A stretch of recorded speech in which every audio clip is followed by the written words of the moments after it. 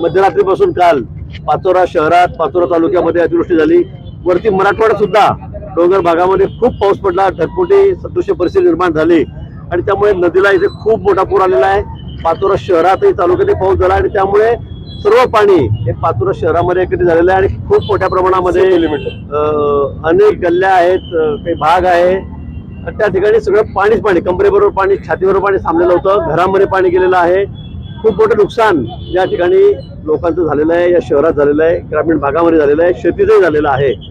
या ठिकाणी जिल्हाधिकारी आहेत, तहसीलदार आहेत, पालकमंत्री गुलाबभाऊ आहेत, आमदार अप्पा आहेत, सर्व पक्ष पदाधिकारी आम्ही या ठिकाणी आहोत आणि सगळ्यांचे पंचनामे करण्याचे तात्काळ आदेश तहसीलदारांनी या ठिकाणी दिलेले आहेत। इथे सरसकटच्या मध्ये काही नसतं, ज्यांची घरं पाण्याखाली गेलेली आहेत, त्यांचं नुकसान झालेलं आहे, त्यांना मदत मिळणार आहे।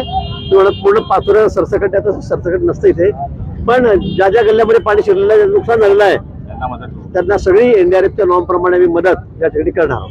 तात्काळ मदत मिळेल का? तात्काळ अतिवृष्टी झाल्यामुळे आमदार गिरीश भाऊ महाजन असतील किंवा आम्ही असतील, आप्पासाहेब असतील, आम्ही ही पाहणी केलेली आहे आणि शासनाच्या मार्फत जे काही पंचनामे करतात, जे नॉर्म्स आहे, त्याच्या माध्यमातून लवकरात लवकर मदत करण्याकरता उद्याच्या कॅबिनेटमध्ये आम्ही ही मांडणी करणार आहोत।